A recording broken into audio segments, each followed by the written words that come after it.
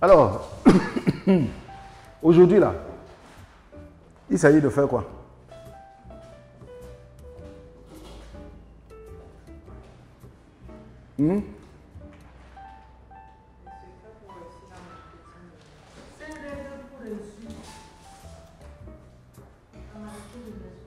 Cinq règles pour réussir en marketing de réseau.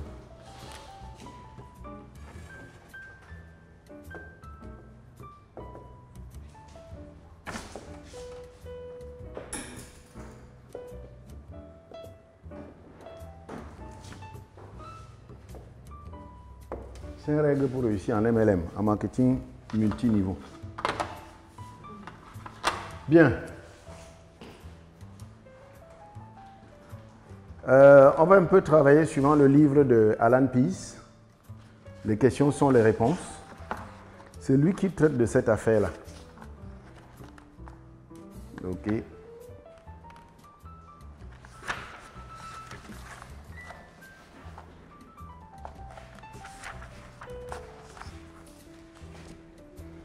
On pouvait commencer par un exercice. Tout le monde est allé à l'école ici, non? Qui peut lire ce qu'il y a sur la page ici?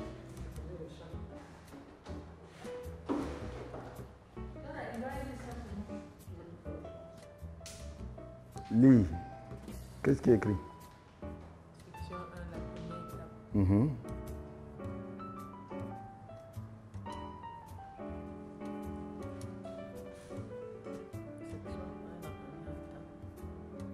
Et puis?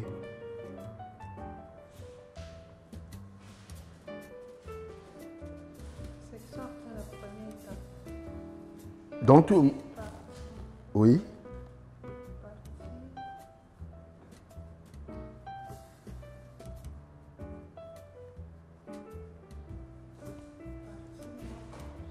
Elle a lu partie.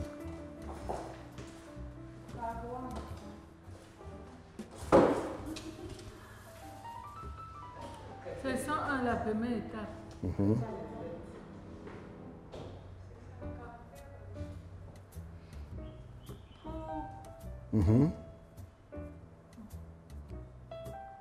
C'est ça. Bon. Il y a quelqu'un qui a dit partie, l'autre a dit pour. Ok. Si je mets le livre comme ça, vous voyez.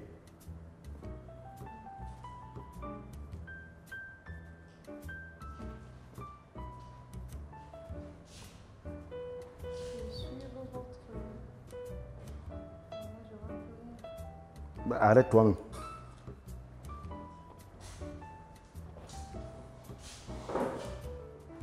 Oui.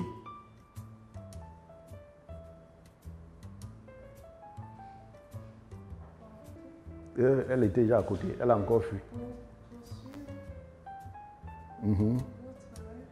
Poursuivez. Poursuivez votre rêve. Mais pourquoi elle n'a pas d'abord lu et comment est-ce qu'elle a fait après pour lire? Comment tu as pu lire après? Oui. Que tu bascules. Pourquoi au début tu n'as pas basculé? C'était trop proche.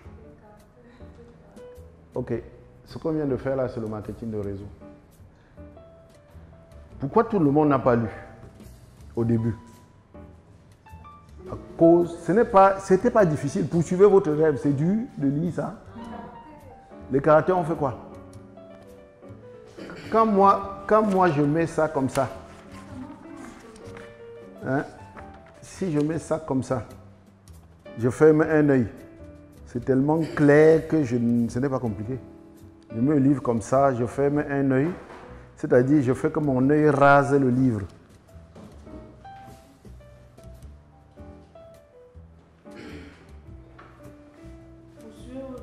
Poursuivez votre rêve.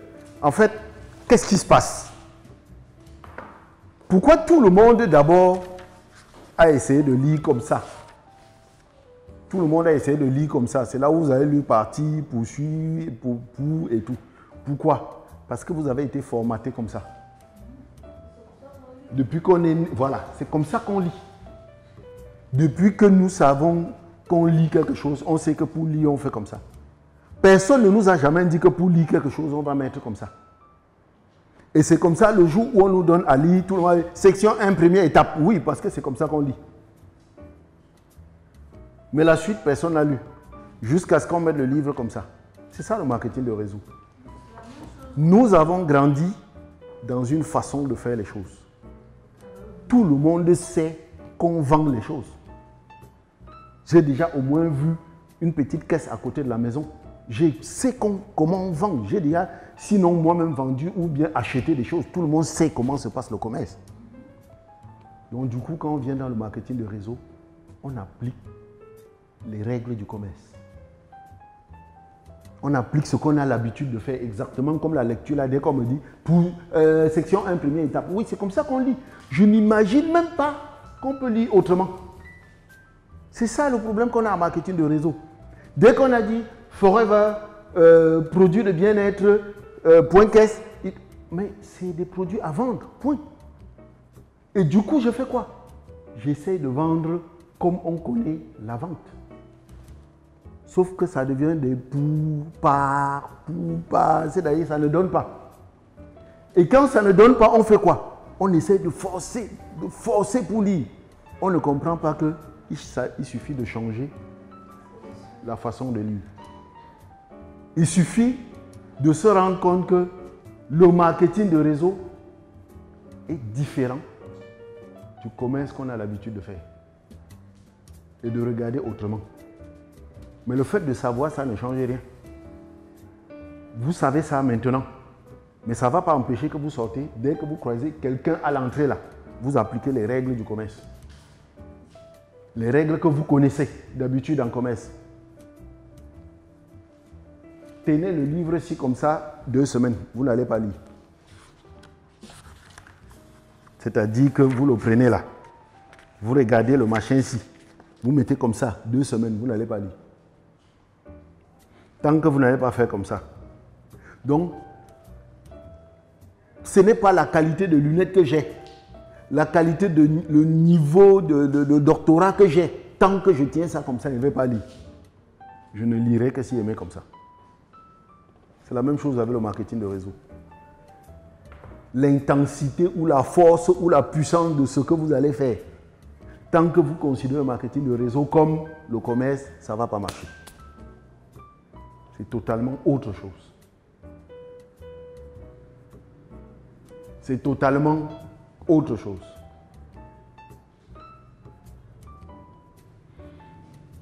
Le marketing de réseau, c'est une activité de prospection. Oui. Prospection, c'est quoi?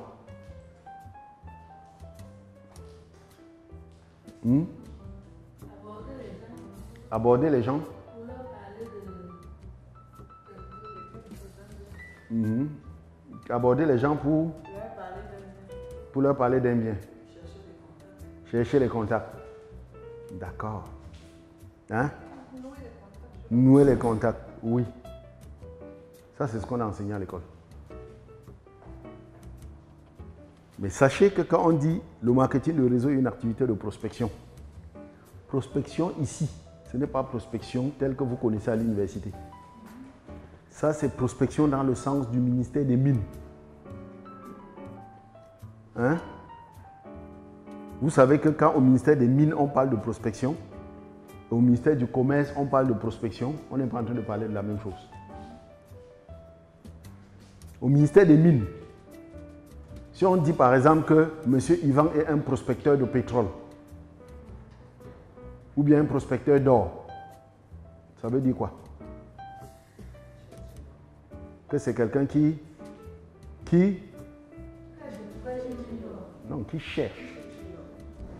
cherche l'or. Maintenant, ou bien, le voilà à Douala, on te dit, Yvan est un prospecteur d'or. Il est arrivé au Cameroun pour prospecter l'or. Guide-le. Tu vas l'envoyer où? C'est où? Hein? Tu vas l'envoyer où? C'est toi son guide. C'est un étranger, il ne connaît pas le Cameroun. Tu vas le guider. Tu vas l'orienter. C'est où, non? Les mines d'or sont où? Betareoya. C'est où Betareoya? À l'est. Donc vous allez amener Ivan à l'est. Pourquoi vous ne l'amenez pas à Boya? Au sud-ouest.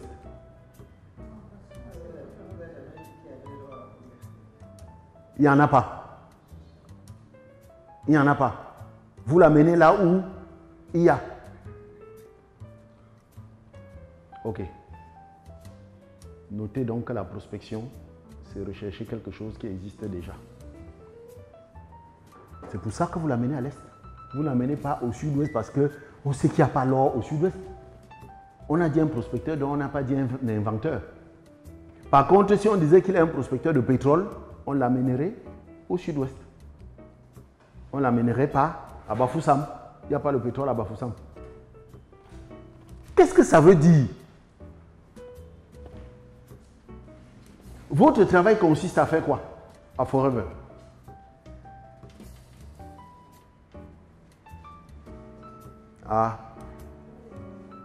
Votre travail consiste à vendre les produits Forever. Comment? Vous croyez que les produits qui sont arrivés dans le conteneur là, c'est pour faire quoi?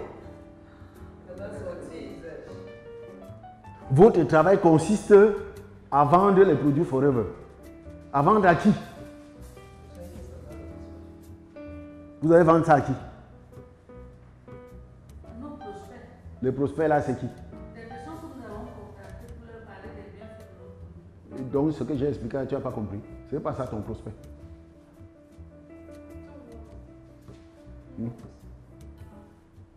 Non. Les produits là, c'est à vendre. Tu vas vendre à qui? Aux personnes qui sont dans le besoin. Aux personnes qui sont dans le besoin. Voilà la différence avec le commerce. Le commerce, je mets ma marchandise, je prends le haut-parleur, je commence à crier. Mais le marketing de réseau, je cherche qui? Les personnes qui sont dans le besoin. Je cherche les personnes. Je ne sais pas si vous comprenez. Peut-être que vous ne comprenez pas très bien. Parce que tout ça fait la différence. Oui. Dans ce cas, on peut avoir des besoins des personnes qui ne sont pas dans le besoin. Oui. Mais à qui on peut faire des. Oui, c'est que tu es dans le commerce là. Tu n'es plus dans le marketing de réseau.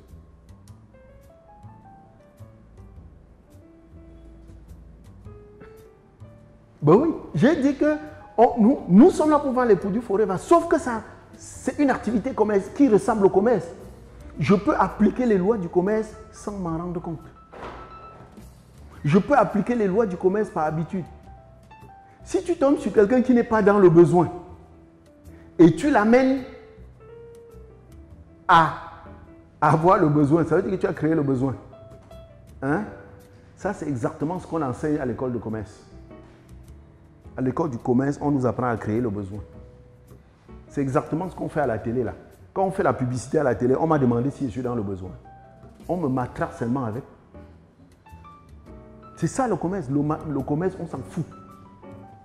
Dans le commerce, quand elle la voit, c'est une potentielle cliente. Elle doit acheter, je dois pointer. Je dois utiliser tous les moyens pour qu'elle achète. Donc, si je suis dans le commerce, je la vois, j'ai mon produit, je m'en fiche. Je vais matraquer dans ses oreilles les bienfaits de ce produit. A-t-elle besoin de ce produit ou pas? Ce n'est pas mon problème. Je matraque dans sa tête les besoins de ce produit. C'est ça le commerce. Mais si je suis en marketing de réseau, je vais plutôt lui demander, tu as besoin de quoi? Je fais l'inverse. Je lui demande, tu as besoin de quoi? Elle dit que j'ai besoin de A, je regarde, est-ce que j'ai A dans mon panier? Non. Tu as encore besoin de quoi? De B, est-ce que j'ai B dans mon panier? Non. Tu as encore besoin de quoi? De C, est-ce que j'ai C dans mon panier? Oui. Je prends le C, je lui donne. Alors qu'au marché central, On t'a dit qu'il faut aller annoncer à mamie Jacqueline que sa tante est décédée. Dès que tu entres au couloir, oui, il y a les chaussures, il y a les chaussures, il y a les chaussures. On t'attrape avec les chaussures. Finalement, on t'a tellement fait le calé que oui. En fait, tu avais prévu acheter les chaussures dans 6 mois, mais tu peux acheter maintenant. L'occasion se présente.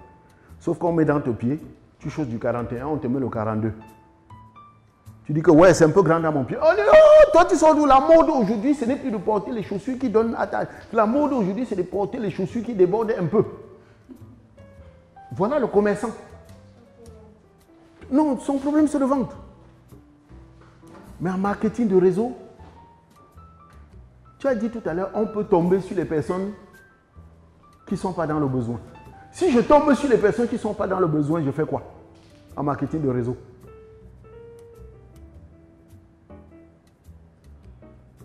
Je fais quoi?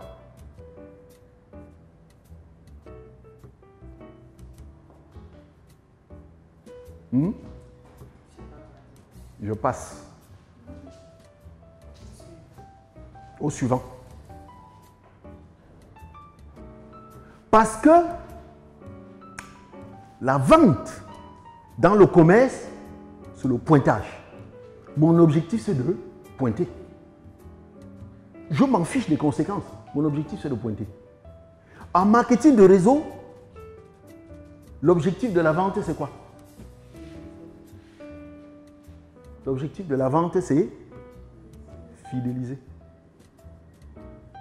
En marketing de réseau, l'objectif de la vente, c'est fidéliser. Que veut dire fidéliser? C'est de faire qu'elle devienne une consommatrice régulière. Mais je ne peux pas fidéliser un client sur qui j'ai fait la pression.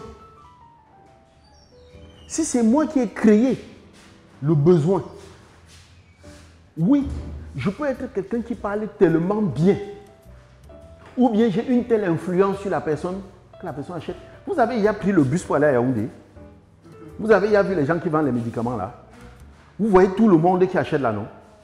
Est-ce que vous savez que 98% de ceux qui achètent ces produits-là ne les utilisent pas? Moi-même, j'en ai déjà acheté, mais je n'ai jamais utilisé. Parce que c'est des gars qui parlent bien. Ils savent te convaincre, ils savent créer le besoin. Et tu finis par acheter. Sauf que, une fois qu'il est parti, toute pression qui vient de l'extérieur s'arrête lorsque l'objet de la pression est fini. Une fois qu'il est parti, tu ne comprends même pas. J'ai pas acheté ça, pourquoi? Tu peux aussi à la maison, tu jettes quelque part. Et 6 mois plus tard, tu vois un salut. Tu dis, ça, c'était même quoi? Oh, ce n'est pas ça. Ça, c'est... Mais c'est un commerçant, il s'en fout. Mais moi, en marketing de réseau, le but de la vente, c'est de fidéliser. Mon objectif n'est pas de lui vendre un produit. Mon objectif, c'est que une fois que je lui ai vendu le produit, que désormais elle achète. Pourquoi? Parce qu'il ne faut pas vous tromper. Il n'y a jamais de bénéfice dans la première vente.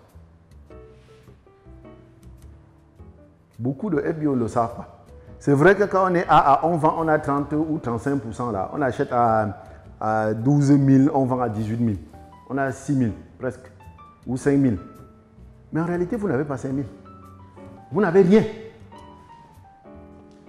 Parce que vous oubliez que le jour où vous tendez le bidon jaune à la personne là vous donne les 18 000. Vous l'avez appelé, vous l'avez sollicité, vous vous êtes déplacé.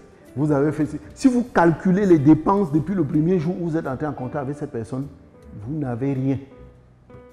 Vous êtes même perdant. Mais lorsque vous fidélisez la personne, et que la prochaine fois, c'est la personne qui prend le téléphone et dit « Mon bidon est fini », là, tu as tes 5 000 cash. Tu as tes 5 000 parce que rien n'est sorti sur ça. Donc, si en marketing de réseau, tu ne vends pas pour fidéliser, c'est que tu es en train de rien faire.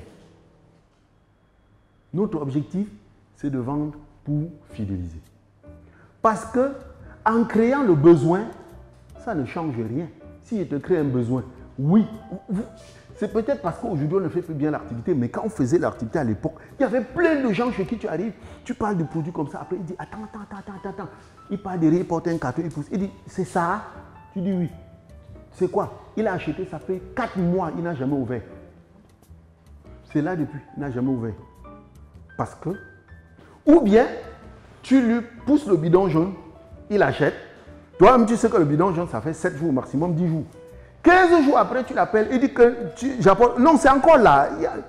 20 jours après, non, il y a encore un petit fond. Il dit que, mais comment tu bois, t'as pas là? Pas comment? Il dit non, tu sais, j'avais eu deuil, je m'étais déplacé, c'est comme ça, il n'est pas fini. Non, c'est encore là, dès que ça finit, je t'appelle. Un mois après, dit que, non, ce n'est pas encore fini. Un bidon. Parce que tu l'avais obligé à acheter. Oui, merci. Tu l'avais obligé à acheter et il a acheté. Alors, on a dit la prospection. Celui qui cherche ce qui existe déjà. Il n'y a aucune femme ici avec le collier en perles. Le collier, vous connaissez le collier en perles là, non? On trouve ces perles là où?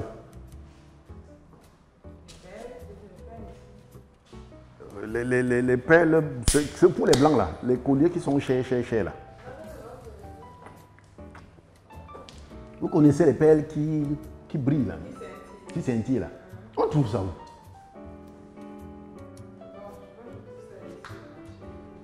Tu trouves là où on vend. J'ai dit à l'origine, on trouve ça où avant de fabriquer le collier avec. Ça sort d'où?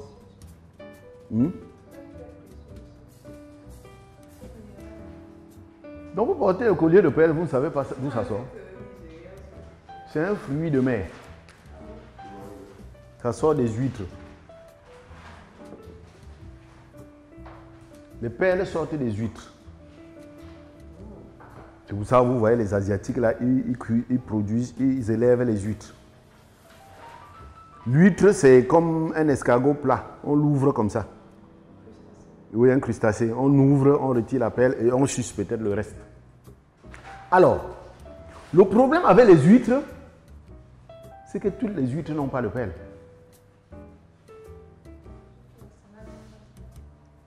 Toutes les huîtres n'ont pas de perles. Mais il y a les huîtres qui ont les perles. Je fais alors comment pour savoir? Je fais comment pour savoir? Je suis pêcheur d'huîtres.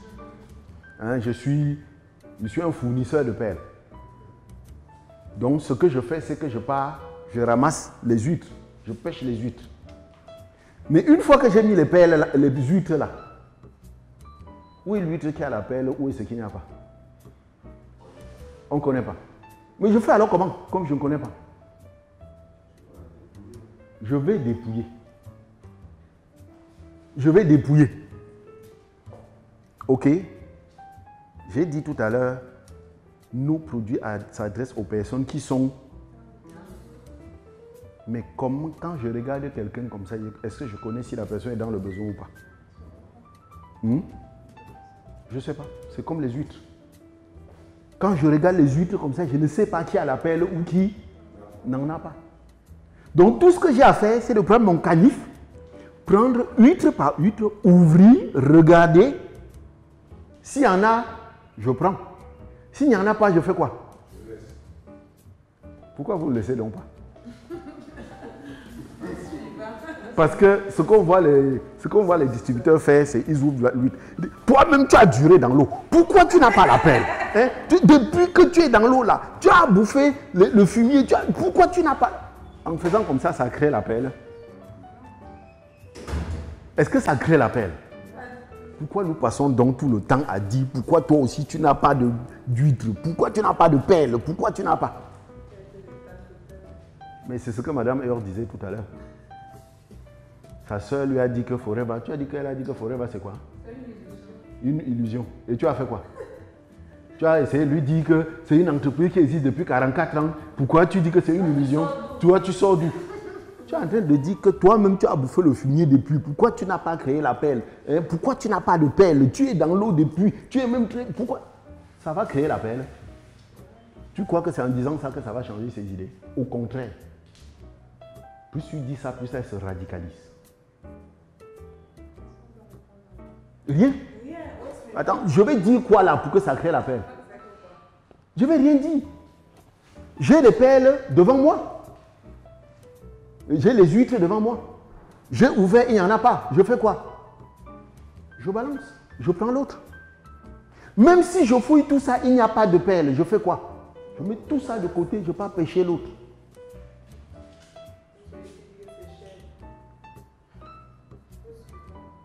Ça, c'est autre chose. On va y arriver. Je ne sais pas si vous comprenez quel est le problème. Maintenant, pour rester dans les huîtres, quelles sont mes chances d'avoir un nombre de perles suffisant? Qu'est-ce que je peux faire pour être sûr que j'aurai le nombre de perles que je veux? C'est de chercher le maximum d'huîtres. Alors, règle numéro 1, parler à beaucoup de gens.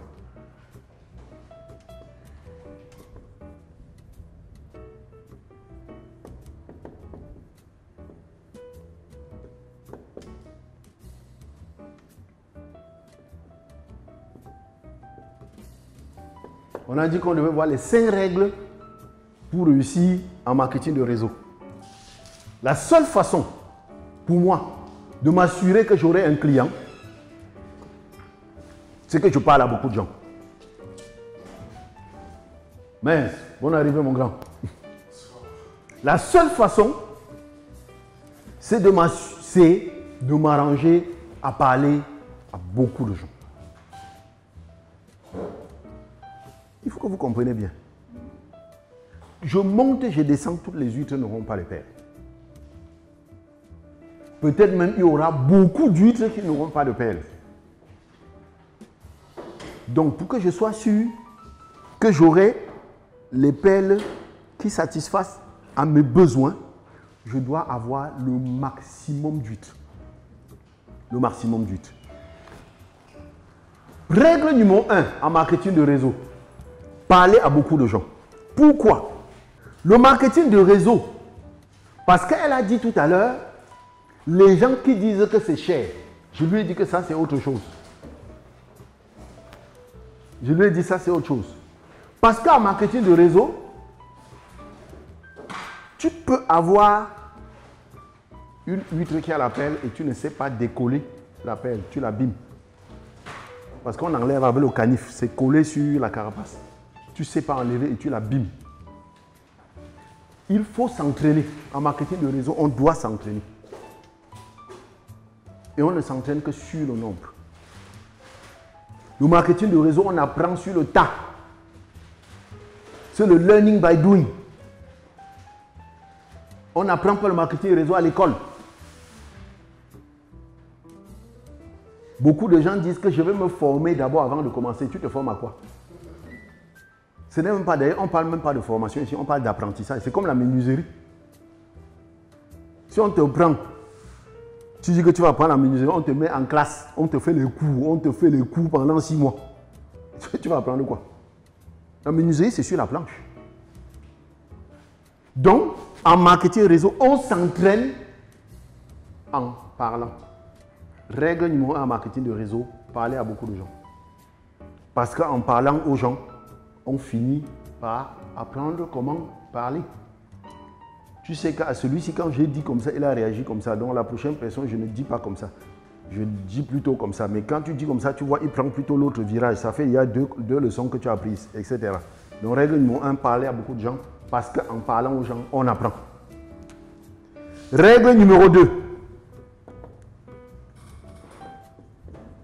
Parler à beaucoup de gens. Oui.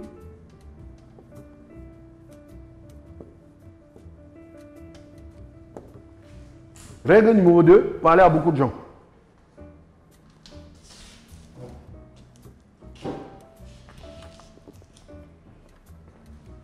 Alors, j'ai dit que règle numéro 1, c'était pour apprendre. Ok? Maintenant, tu es devenu un maître présentateur. Tu es trop fort.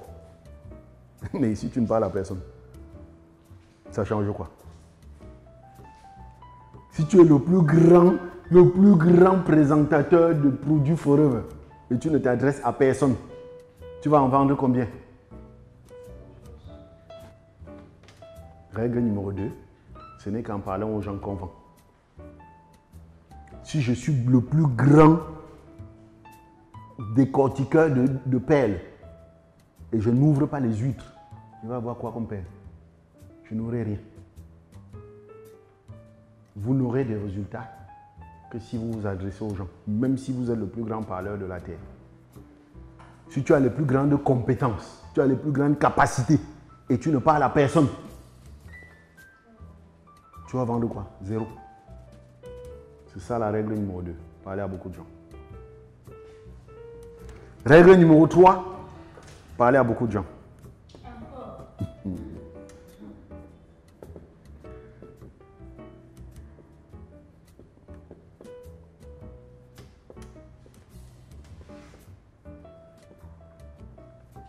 Alors,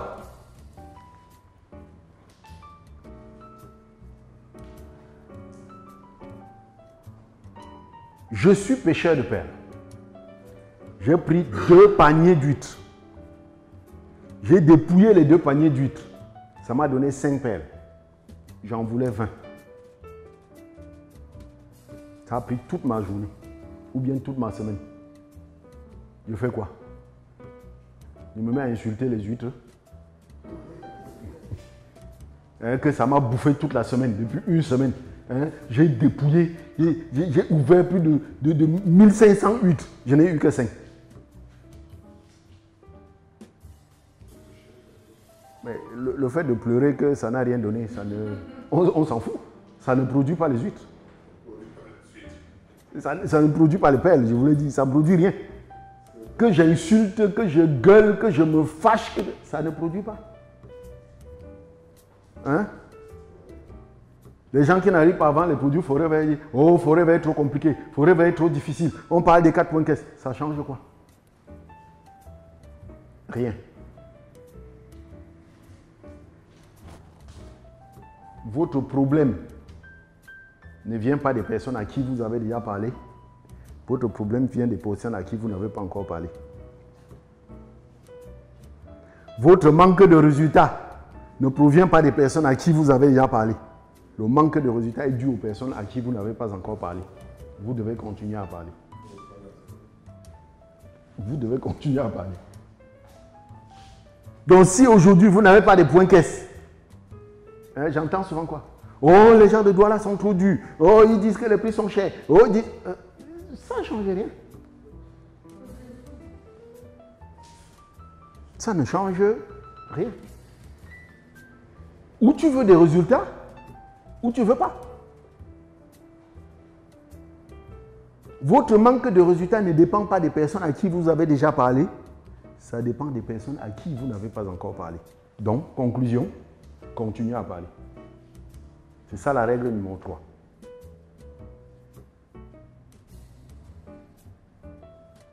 Jusqu'à là, on se comprend? Vraiment, retenez bien l'image des perles et des huîtres. La seule façon d'avoir les huîtres, les perles, c'est de continuer à pêcher les huîtres. Le fait que j'ouvre une huître, ça n'a pas de perles, que je me fâche, que je gueule, que j'insulte, que je frappe même au sol, ça ne change rien. Règle numéro 4.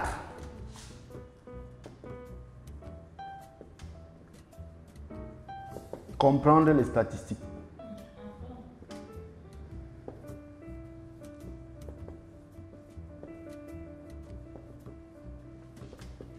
Comprendre les statistiques.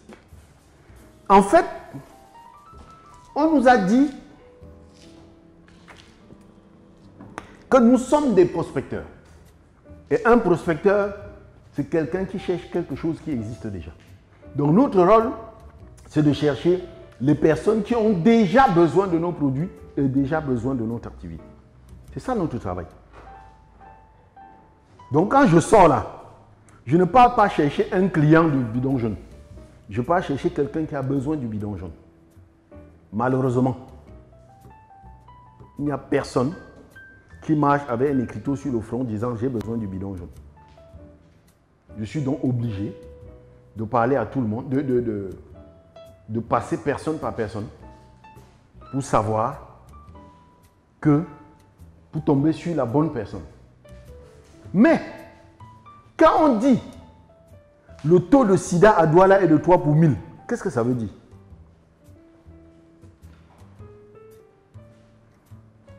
Quand on dit le taux de prévalence du sida est de 3 pour 1000, ça veut dire quoi? Oui. Voilà. Donc, si je veux mes 3 positifs, non, je mets seulement un carré comme ça, j'attrape 1000 personnes.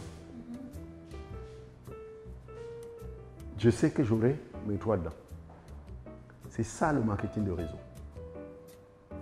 Il ne s'agit pas seulement de parler à beaucoup de gens, mais je dois pouvoir évaluer mon travail. C'est vrai qu'on a dit, ton manque de résultats ne dépend pas des personnes à qui tu as déjà parlé, mais des personnes à qui tu n'as pas encore parlé. Mais parmi les personnes à qui tu as parlé, est-ce que tu n'as pas raté un éléphant dans un couloir? On a dit, on recherche les personnes qui sont déjà dans le besoin. Mais est-ce que tu es sûr que tu n'es pas tombé sur les personnes qui sont dans le besoin et tu as quand même raté? C'est pour ça que tu dois connaître les statistiques. Et c'est très important. Très important. Les statistiques. Ça va permettre d'évaluer mon travail. Parce qu'on a dit, règle numéro 1, c'est l'apprentissage. Est-ce que j'ai suffisamment appris ou je dois continuer à apprendre? Si on dit que en parlant à 10 personnes, je vends un produit, et moi je parle à 15 personnes, je ne vends pas un produit, c'est qu'il y a un problème. On a dit que le taux de prévalence est 3 pour 1000. Donc si j'attrape 1000 personnes, j'ai mes 3 séropositifs dedans. Si je commence, si j'attrape 1000 personnes et je n'ai pas de séropositifs, c'est que mon test n'est pas bon. C'est que mon test n'est pas bon. C'est ce que ça veut dire. OK? Il faut donc connaître les statistiques. Quand vous sortez le matin pour dire que vous faites Forever, est-ce que vous connaissez les statistiques? Alors voilà les statistiques. Et vraiment, il faut les garder. Quand vous parlez si vous parlez à 100 personnes, vous aurez 27 ventes. Et vous aurez 3 recrutements.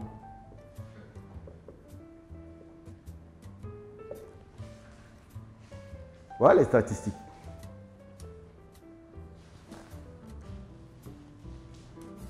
Maintenant, qu'est-ce que Forever exige de nous? Forever exige de nous 4 CC par mois. Je devrais être capable de savoir combien de personnes je dois toucher par mois pour faire les 4 CC. C'est ce qu'on appelle un système. Je dois savoir.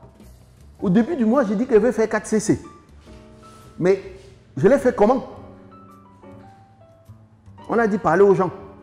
Maintenant, à la fin du mois, il n'est pas fait 4 CC. Je commence à dire que les 4 CC sont durs. Est-ce que c'est vraiment dur ou c'est moi qui n'ai pas parlé à suffisamment de gens? Donc, je dois faire 4 CC par mois. Mais les 4 CC là, je ne les fais pas n'importe comment. Parce que Forever a 4 fondamentaux.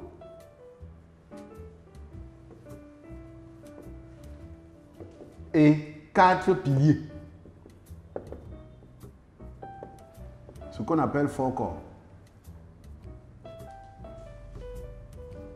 Il y a 4 fondamentaux. Il y a 4 piliers à Forever. Les fondamentaux, vraiment, les basiques, ce que vous devez connaître si vous êtes à Forever, c'est que fondamental numéro 1, c'est la consommation personnelle.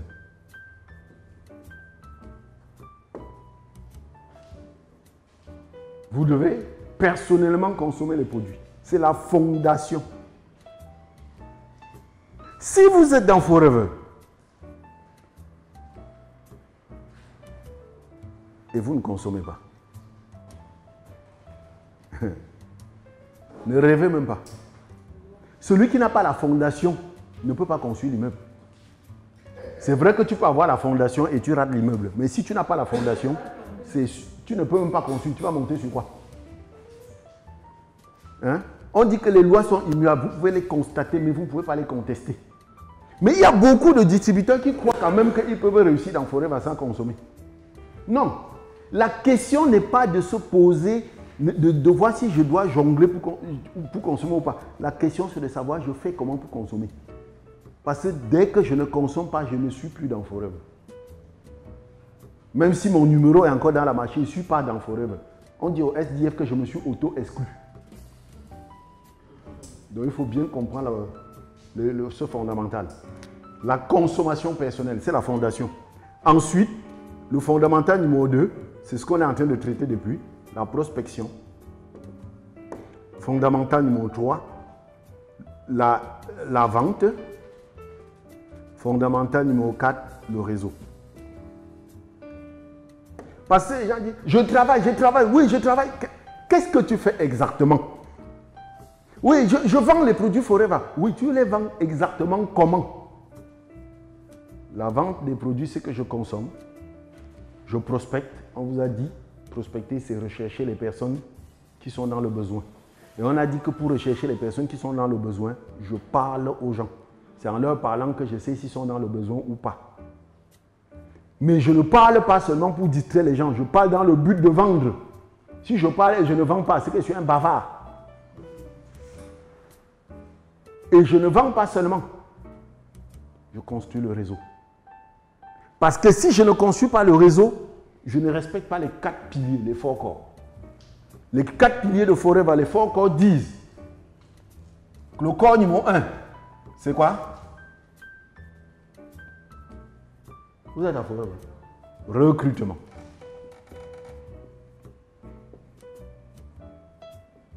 Le corps numéro 2, le corps numéro 2, rétention. Le corps numéro 3,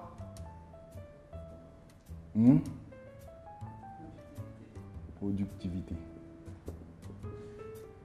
Et le 5, développement. Alors, pourquoi Forever nous parler des 4 corps? Ça sert à quoi?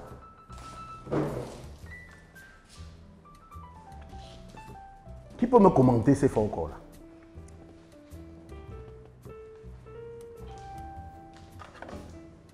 Passons partout des 4 corps de Forever. On récite. Mais ça nous concerne en quoi? En quoi ça nous concerne? On le dit, c'est les piliers sur lesquels on doit s'appuyer pour rendre notre activité solide. Pour aller où? Ici, je peux zapper ces piliers. Je peux zapper ces piliers.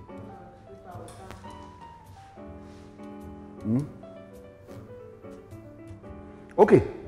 J'ai dit que notre travail dans Forever, c'était quoi? Vous avez déjà oublié. Ne jonglez pas. Hein? Le travail de Forever est simple. Hein? C'est de vendre les produits. N'oubliez pas ça. Faites tout ce que vous voulez. Si ça ne se transforme pas en point caisse, si ça ne se transforme pas en vente, c'est que vous n'êtes pas avec Forever. Donc le travail de Forever, ce que Forever attend de vous, c'est de vendre ses produits.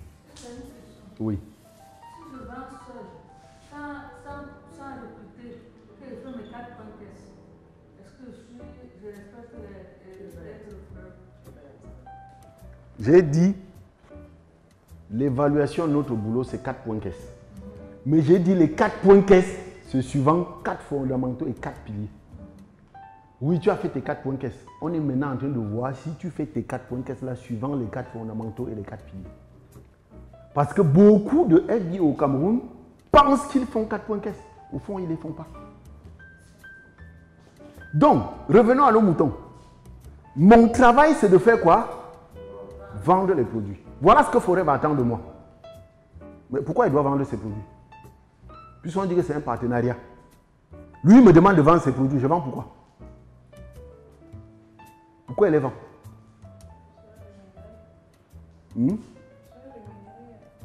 Oui. Pour faire quoi? La rémunération, là, je fais quoi avec?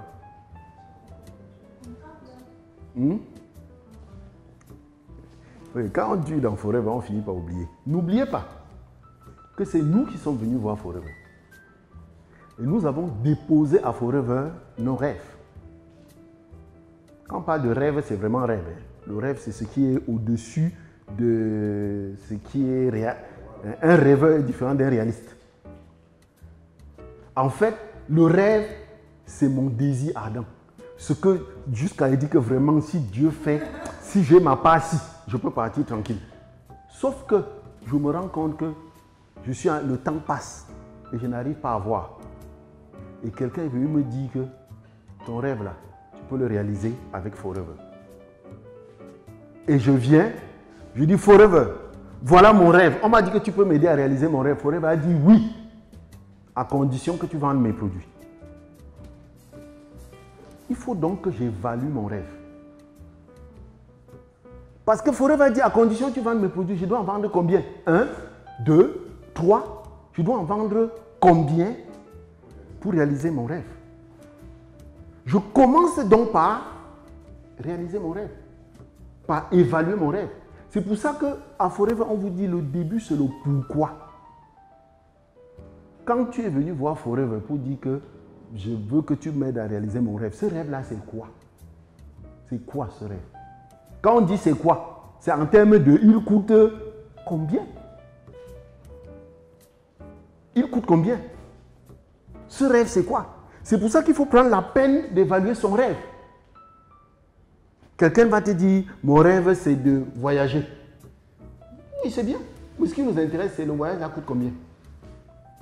Mon rêve, c'est de construire la maison. Oui, c'est bien. Ça coûte combien? Mon rêve, c'est de... Oui, mais ça coûte combien? C'est pour ça qu'on s'en fout de ton rêve. Ton rêve, c'est ton rêve. Ce qui nous intéresse, c'est combien? Alors, imaginons quelqu'un qui veut construire un duplex, qui veut aller à Singapour, qui veut. Et on a évalué tout ça. Duplex, 50 millions, voyage, 5 millions, la voiture, 15 millions. On a évalué tout ça, ça fait 75 millions. Par exemple, je dis ça comme ça. Donc, pour qu'il réalise son rêve, il faut qu'il mobilise 75 millions. Le problème maintenant, c'est, tu veux mobiliser ça quand? Quand on dit quand, le quand là, c'est le.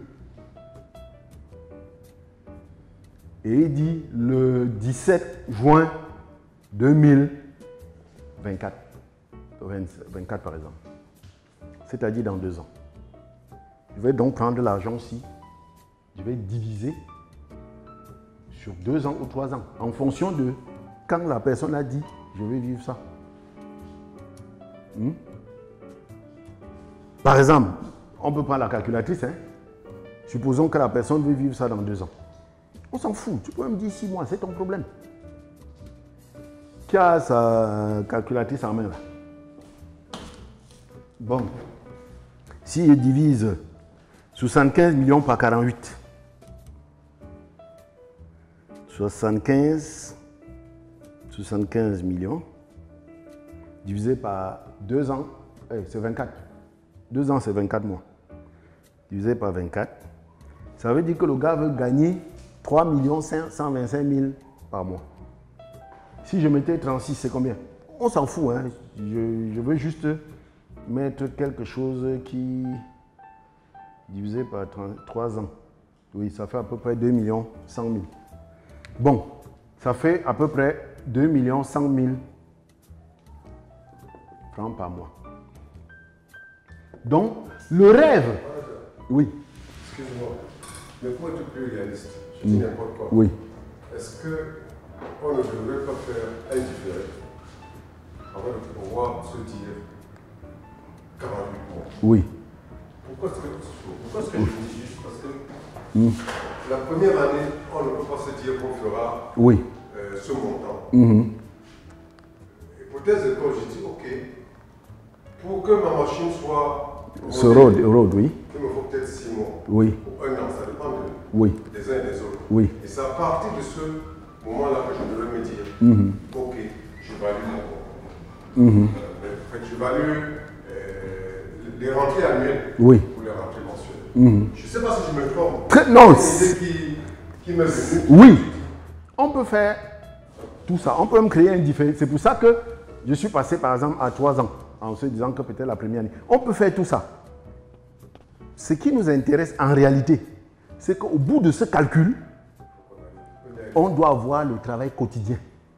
Parce que ce qui tue les distributeurs, c'est qu'en réalité, quand ils se lèvent le matin, ils ne savent pas ce qu'ils vont faire de leur journée. Donc l'objectif de ce calcul, vraiment, vous pouvez mettre dans le calcul toutes les hypothèses que vous voulez, pourvu qu'on arrive à un travail quotidien. Par exemple, quand je divise, si je divise en 24 mois, ça fait 3 millions. Si je divise en 36 mois, ça fait 2 millions. En fait, la seule question que je me pose, c'est quels sont ceux qui touchent 2 millions par mois à Forever? Non, non, oh, ouais. Ce n'est pas comment ils font. Puisque Forever a un plan marketing. Hein? Dans le plan marketing, là, on connaît à peu près qui touche combien. Par exemple, je peux vous dire ceux qui touchent 2 millions à Forever. Je demande comment ils font pour faire comme eux. Donc, c'est ce qu'on est en train de faire, non? Oui. Donc, par exemple, je me rends compte que ce que je demande à Forever, parce que le rêve, ce qu'on appelle votre rêve, c'est en fait ce qu'on appelle le niveau de vie. On peut voir ici en ville les personnes qui ont le niveau de vie que vous voulez. Et si vous partez creuser, vous allez voir que le monsieur que vous guettez là, ses revenus mensuels, c'est à peu près de 2 millions par mois, c'est à peu près de 3 millions par mois, c'est à peu près de... Hein? Alors, pour que tu puisses vivre comme lui. Maintenant, à Forever, les gens qui sont à ce niveau de revenus à Forever, c'est quoi? On connaît, enfin, si tu ne connais pas, tu demandes. C'est les managers seniors aigle.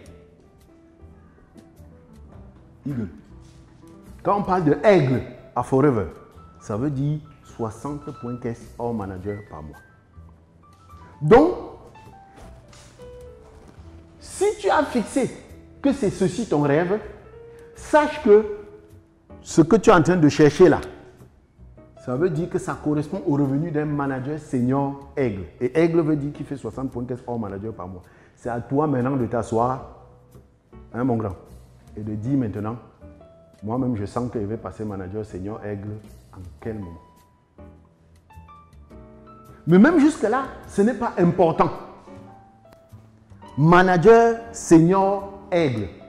Manager senior aigle, c'est celui qui fait 60 CC hors manager par mois. Un manager senior, c'est celui qui a 2 managers en dessous de lui. Hein?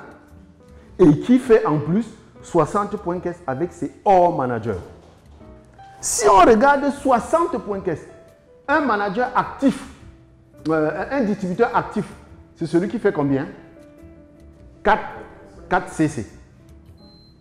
Vous comprenez maintenant les piliers là? Parce que si un manager actif, c'est que je fasse 4.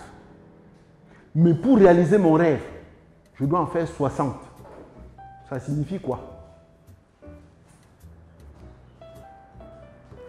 Si être un FBO actif, on me demande 4. Mais dans le rêve que j'ai demandé à Forever de réaliser, je me rends compte que je dois faire 60 points caisse hors manager. Ça veut donc dire que...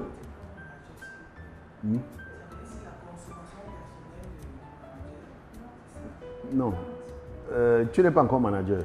Donc, si tu ne comprends pas les mots là, ce n'est pas grave. Parce que l'objectif, c'est qu'on va arriver à un travail quotidien. C'est notre objectif. Le chemin par lequel on est passé là, ce n'est pas important. À la fin, tu effaces tout. Tu dis seulement, on a dit que par jour, je dois faire ceci. C'est seulement pour que les gens qui peuvent comprendre comprennent que les chiffres qu'on leur donne, ce n'est pas des chiffres parachutés. C'est les chiffres qui partent de quelque part. Mais si je ne comprends pas comment on fait ces chiffres, je m'en fous. Donc, ça veut donc dire quoi en réalité? 60 points caisse hors manager, ça veut dire que tu es obligé d'avoir un groupe. Puisque toi seul, tu ne peux faire que 4.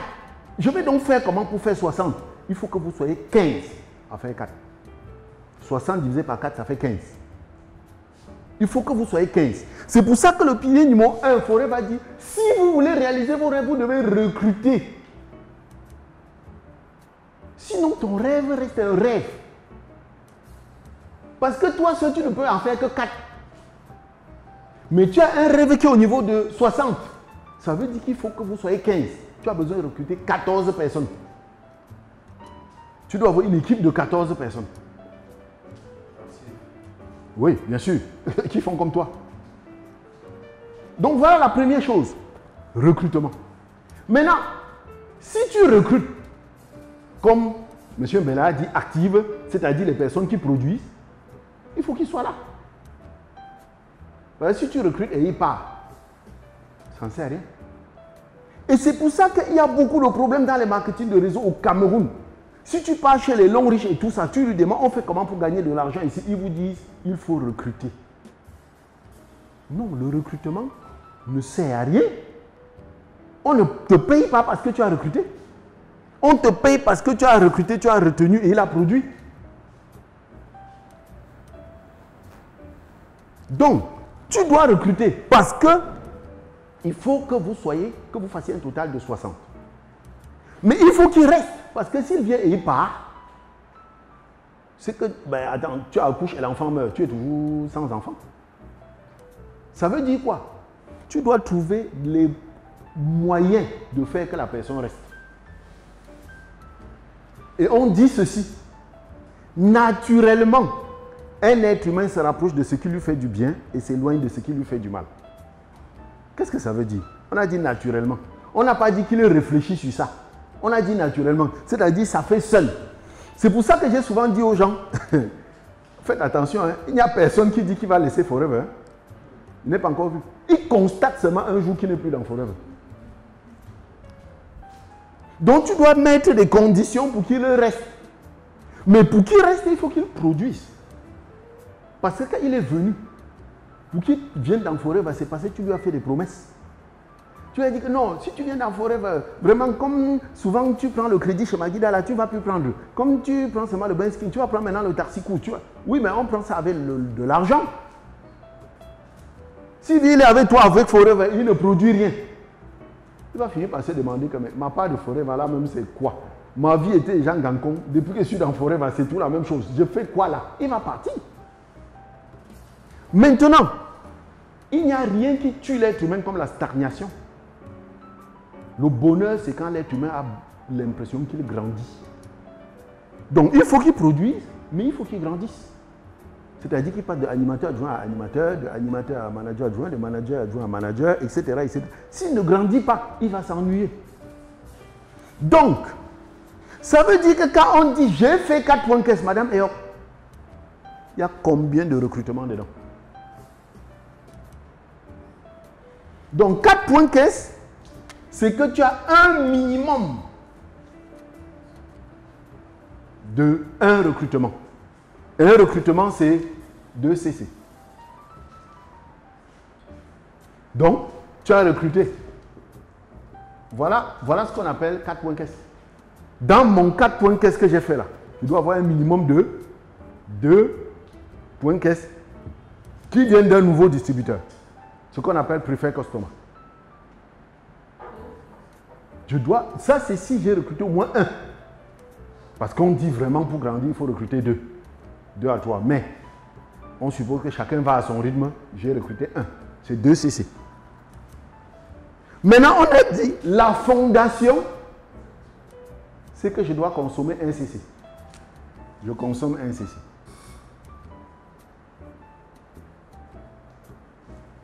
Sur les 4 points caisse là, il y a déjà 3. 2 CC de recrutement. 1 CC de consommation. Il reste combien? 1 CC. Mais n'oubliez pas qu'on a dit productivité. Si je dois consommer 1 CC, je prends le CC là où? Je prends ça où? Le CC que je consomme. Et ce forêt va distribuer. J'achète. J'achète. Et 1 CC c'est cher. Mais vous imaginez qu'il vient dans Forever, ma vie ne donnait pas. Et je viens, on me dit qu'il va acheter 1 CC pour consommer. Ça veut dire que je creuse mon déficit, comme on dit de l'État camerounais qu'il a creusé son déficit. Pour que je reste dans Forever, il ne faut pas que l'argent de ce CC sorte de ma poche. Sinon, j'aurai l'impression que je vais augmenter mes problèmes. Alors, l'argent pour acheter mon CC de consommation doit sortir d'où? De la vente. Je dois vendre combien de CC pour acheter un CC? 2. Voilà donc, Madame Heure, ce qu'on appelle 4 CC. En fait, être actif à Forever, c'est 5 CC. Être actif.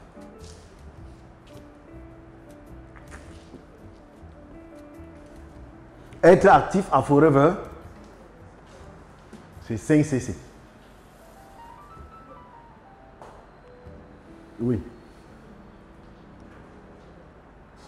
Si je ne fais pas 5 CC, j'aurai l'impression que ma vie s'aggrave quand je suis dans Forever. Oui, c'est que j'ai fait du crédit. À un moment, le stress du crédit va me tuer, je vais laisser tomber. Donc, ça veut donc dire que quoi? Voyons donc le travail. C'est ça, être actif. Ça veut donc dire, j'ai 3 CC en produit et 2 CC en recrutement. Voyons donc ce que disent les statistiques. On va supposer que, je ne sais pas, allons-y. On a dit je vends 2 CC. On va maintenant faire les calculs. Donc je dois vendre 2 CC. Alors, on sait que 5 ventes donnent un CC. C'est simple, hein? On considère un CC ici comme 10 pulpes. Hein? Et on sait qu'un client fidèle consomme 2 pulpes par mois.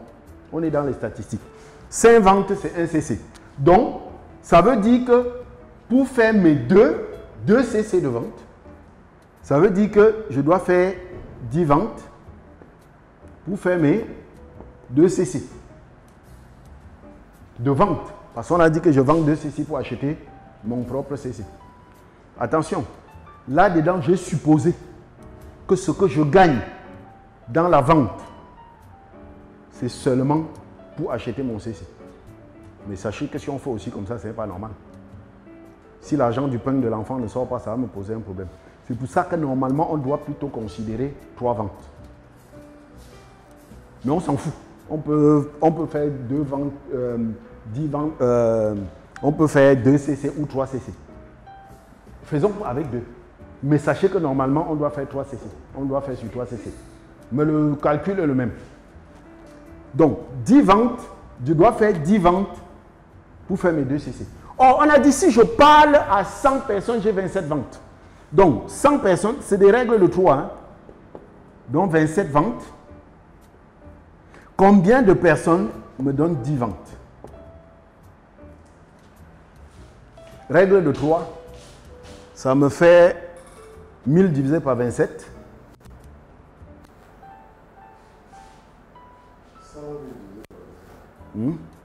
10 fois 100 divisé par 27. Ça me fait 37. Je dois parler à 37 personnes. Je dois parler produit à 37 personnes pour vendre mes 2 CC. On se comprend? À 37 personnes qui sont dans le besoin ou... Non. Je dois parler à 37 personnes. 37 personnes avec qui j'ai échangé. Puisque quand je parle à 100 personnes, il n'y a que 27 ventes que je fais. Donc tu vois, ça veut dire qu'il y a 60 combien? 73 qui ne sont pas dans le besoin. On a parlé des personnes à qui tu dois parler. C'est flou dans ta tête? Hein? C'est flou? Il faut que ça aille. Non.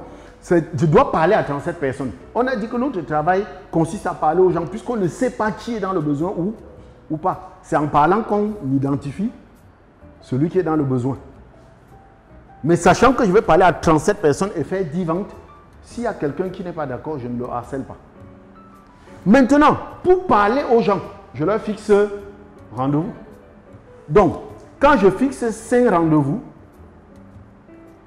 j'ai 3 présentations. OK? Je dois donc fixer combien de rendez-vous pour faire mes 37 présentations? On est ensemble là? Quand je fixe le rendez-vous à 3 personnes, à 5 personnes, il y a 3 avec qui je parle. Parce qu'il y a 2 qui vont me dire que l'anniversaire de leur chat a fait qu'ils ne... Donc, je dois fixer combien de rendez-vous pour avoir les 37 fois 5 divisé par 3. Je dois donc fixer 62 rendez-vous. Hein? Par mois. On est dans le mois là, non?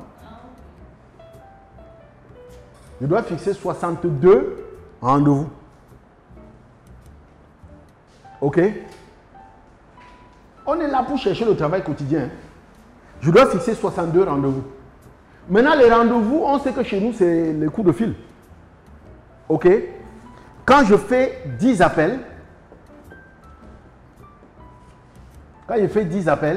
j'ai 5 rendez-vous.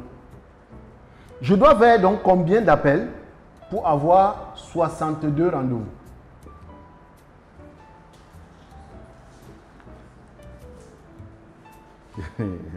Je suis là dans le mensuel, hein? Donc ne soyez pas effrayés par le chiffre. Je vais faire 124 appels. 124 appels. Je dois faire 124 appels au cours du mois. OK?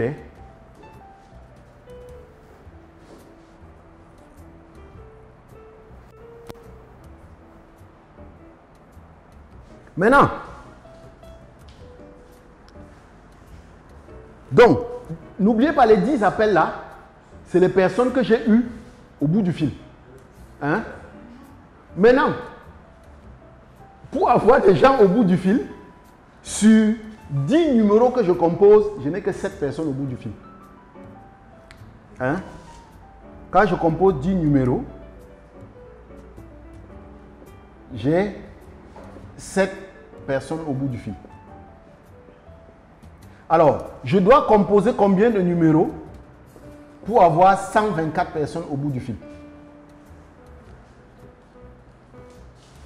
Si vous êtes perdu dans les chiffres, ce n'est pas grave. Ce n'est pas ça qui est important.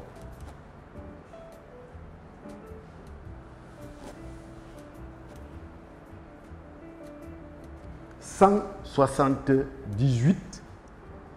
178 numéros. On vous dit donc, écoutez bien, si tu veux vendre 2 CC au cours du mois, tu dois au cours de ce mois-là composer 178 numéros. Les numéros là, c'est les numéros de qui? C'est les numéros des gens. C'est ça, non? Ça veut dire que tu dois avoir une liste de noms de combien? Vous dormez? Tu vas avoir une liste de noms de 178 personnes. Si je travaille de lundi à samedi, c'est-à-dire 6 jours par semaine, si je travaille 25 jours par mois, je divise donc les 178 divisé par 25. 178 divisé par 25, ça me fait 8 noms par jour. Voilà. Qu'est-ce qu'on dit? Ça fait 8 noms. Ça veut dire quoi? Si vous voulez réaliser vos rêves avec Forever, ça veut dire que tout à l'heure à 21h, quand tu dois dormir, tu dois avoir au chevet du lit une liste de 8 personnes que tu vas appeler demain.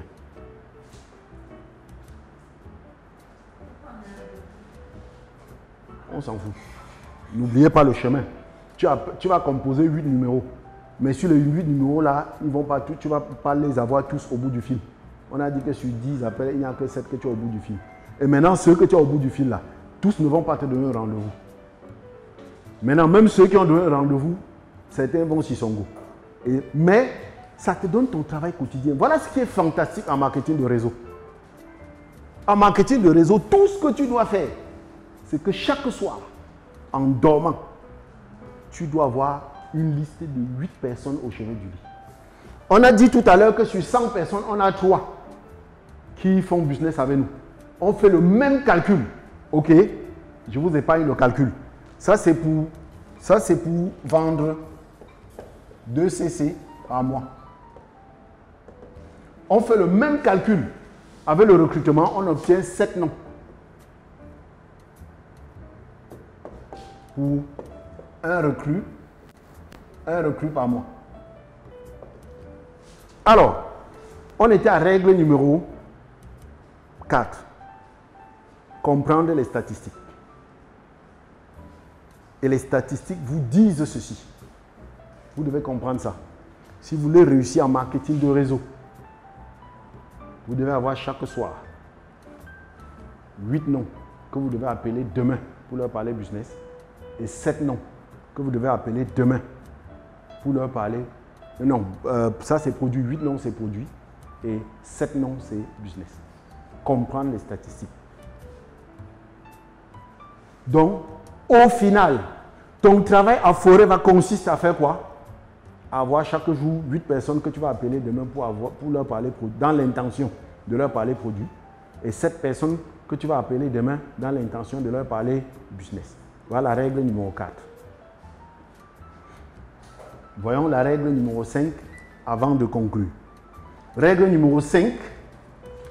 J'espère que vous êtes toujours avec moi. Règle numéro 5.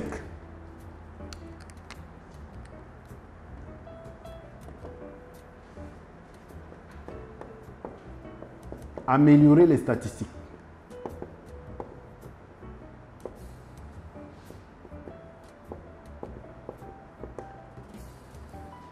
Voilà la 5e règle. Voilà les 5 règles pour réussir en marketing de réseau. Règle numéro 1, parler à beaucoup de gens. Ça nous aide à nous former. Règle numéro 2, parler à beaucoup de gens. Ça nous permet qu'on ait des résultats. Parce que si on est le meilleur présentateur du monde et on ne parle à personne, on n'aura pas de résultats. Règle numéro 3, parler à beaucoup de gens. Parce que notre échec ne provient pas des personnes à qui on a déjà parlé, ça provient des personnes à qui on n'a pas encore parlé. Donc le succès, pour réussir, il faut continuer à parler aux gens. Règle numéro 4, comprendre les statistiques. Et les statistiques disent que pour réussir dans Forever, suivant les 4 fondamentaux et les 4 piliers, tu dois avoir chaque jour 8 personnes que tu appelles pour leur parler produit et 7 personnes que tu appelles pour leur parler business. Ce qui est fantastique avec Forever, c'est que les statistiques, si tu veux être manager, c'est ça que tu appliques. Si tu veux être senior, c'est ça que tu appliques. Si tu veux être saphir, c'est ça que tu appliques. Si tu veux être saphir diamant, c'est ça que tu appliques. Si tu veux être diamant, c'est ça que tu appliques. C'est pour ça qu'on dit en marketing de réseau, la seule limite, c'est la limite que vous vous fixez vous-même. Pourquoi? Parce que Forever, c'est une activité de 4 points caisse. Vous savez ça? Le manager diamant applique 4 points caisse. Le manager simple applique 4 points caisse. Quand on dit une activité de 4 points caisse, voilà ça. N'oubliez pas, recrutement, rétention, productivité. Il doit rester s'il sait ce qu'il a à faire. S'il ne sait pas ce qu'il a à faire, il ne va pas rester.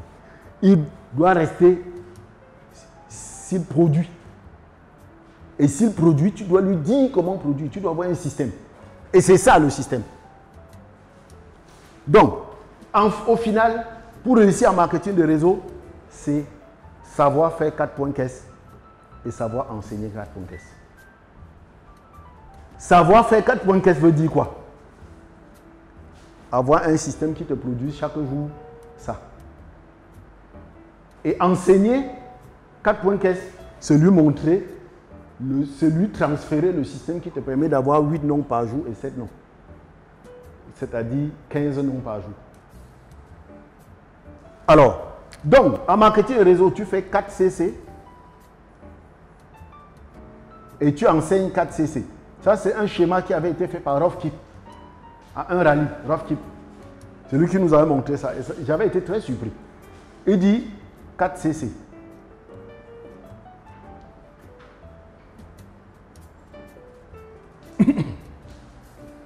Supposons que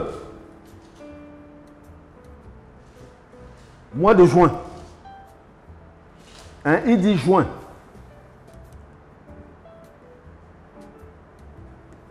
Tu fais tes 4 CC. Mois de juillet.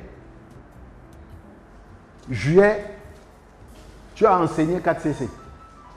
Tu vas voir qu'en juillet, le total de ton groupe, c'est 4 plus 4 plus 4 plus 4, ça fait 16. Il suppose que, comme disait M. Mbella, il y a un différé pour chauffer les batteries. On suppose que août, tu fais la même chose. Et que août, tu es en train de roder la machine. Ça fait encore 16. Tu vas voir que juillet plus août, ça fait combien de CC? 32. Tu es passé animateur. Maintenant, ce que tu dois faire maintenant, c'est apprendre, demander à tes downlines de faire la même chose. Mais, comme la duplication n'est jamais parfaite, il y a toujours des crevaisons. Il dit, on suppose que tu as une crevaison.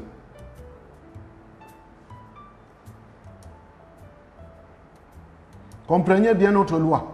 Faire 4 CC et enseigner 4 CC. Si vous regardez bien Forever Cameroun, il y a beaucoup qui font 4 CC et ils ne savent pas enseigner 4 CC. C'est le cas-ci. Celui-ci, il sait faire 4 CC, mais il n'arrive pas à enseigner 4 CC. C'est pour ça qu'il ne sait pas dupliquer. Alors, ça c'est août. Nous sommes donc en septembre. En septembre, donc, ton groupe aura fait combien de CC? 1, 2, 3, 4, 5, 6, 7, 8, 9, 10. Ça fait 40. Septembre, 40. Octobre, on suppose qu'on maintient 40.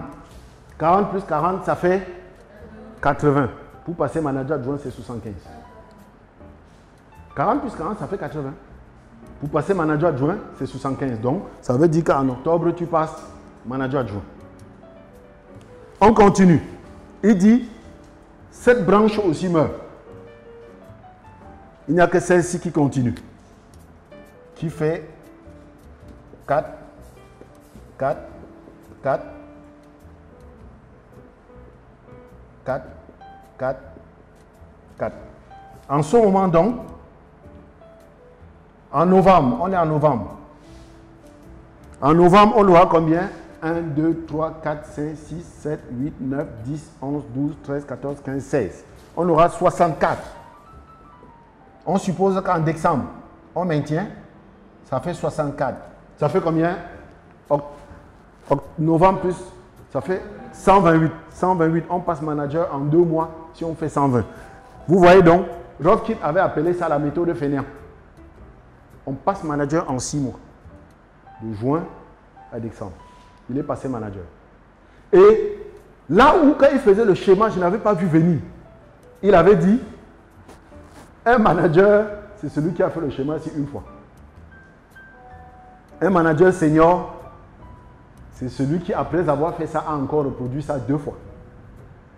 Il a produit 2 managers. Un essor, c'est celui qui, après avoir fait ce schéma, a reproduit 5 fois. Et il a dit un diamant, c'est celui qui, avait fait, après avoir fait ce schéma, l'a reproduit 25 fois. Donc, vous voyez que ce schéma qui consiste à vous dire que pour faire 4 points caisse, tu dois avoir une liste au chevet de ton lit le soir, qui a 8 personnes à qui tu vas parler produit demain, que tu vas appeler pour parler produit, et 7 personnes que tu vas appeler dans l'intention de parler business pour faire 4 points caisse. Celui qui veut passer manager l'applique. Celui qui veut passer senior l'applique. Celui qui veut passer sa fille l'applique. Celui qui veut passer diamant l'applique. C'est le nombre de fois où tu appliques qui compte. Alors, au final, si on a été ensemble ce soir, ça veut dire que le combat que vous avez à mener dans cette histoire de Forever, c'est quoi? Votre lutte, c'est quoi?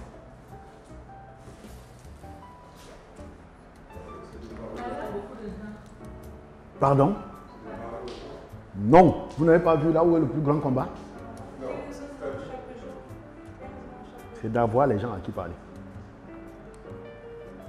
Il ne faut pas qu'on vous raconte les histoires.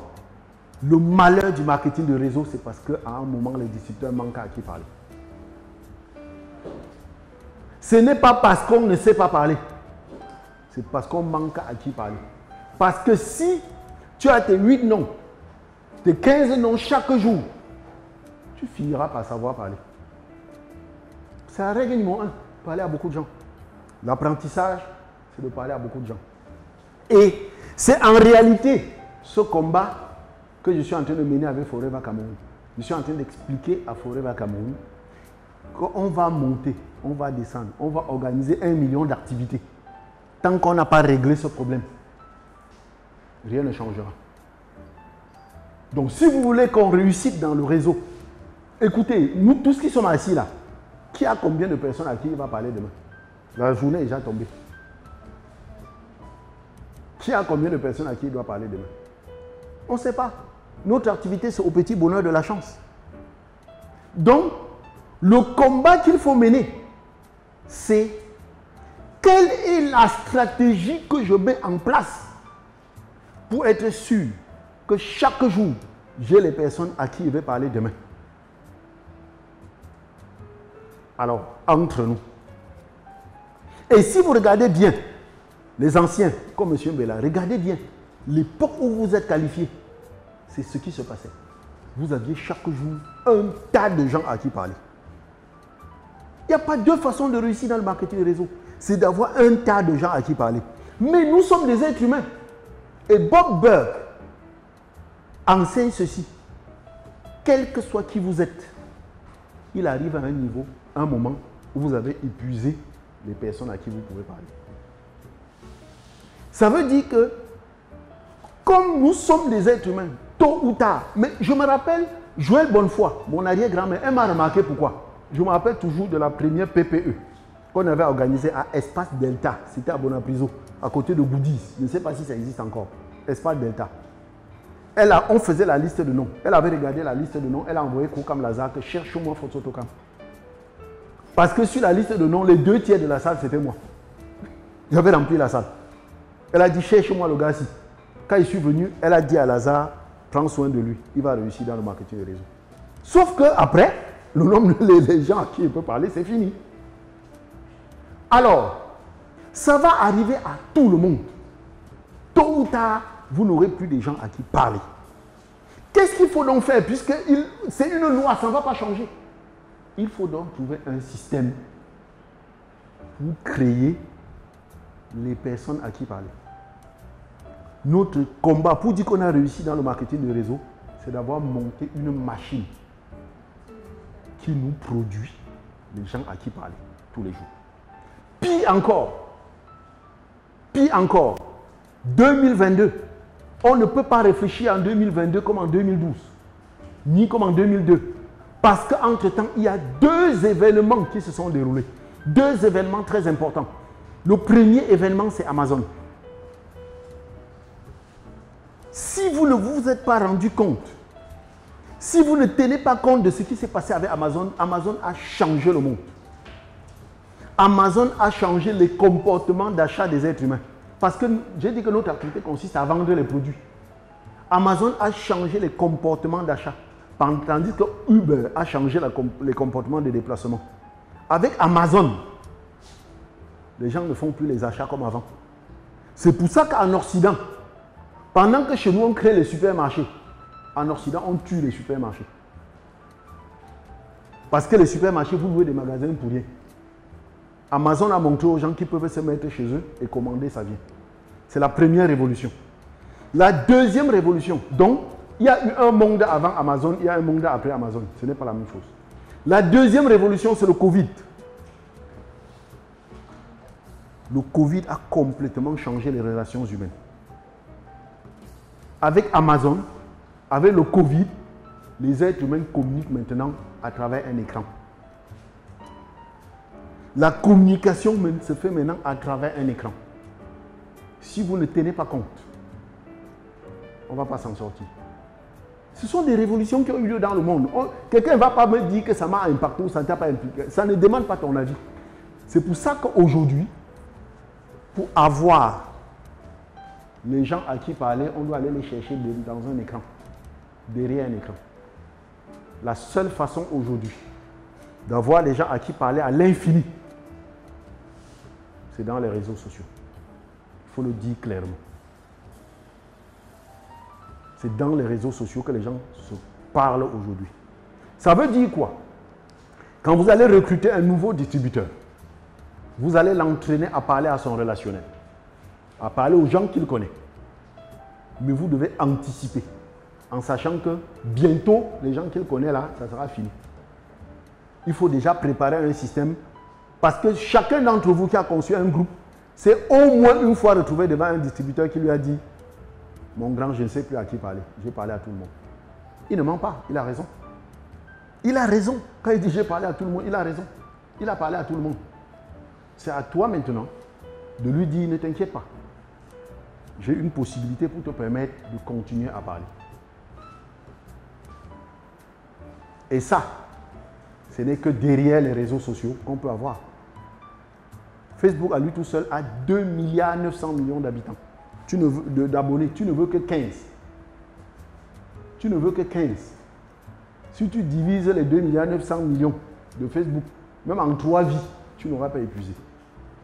Il y a Google, il y a YouTube, il y a. Donc, je suis en train de demander à Forever Cameroun, introduisez-nous ici une possibilité de... Apprenez-nous comment est-ce qu'on peut aller nouer des relations sur les réseaux sociaux. Le jour où on aura appris ça, personne n'aura plus de problème. Puisque voilà le marketing et réseau, c'est une affaire de parler aux gens, point. D'avoir les gens à qui parler, pas parler aux gens. Parce que pour parler, il faut les avoir. Voilà les 5 règles pour réussir en marketing de réseau. Merci.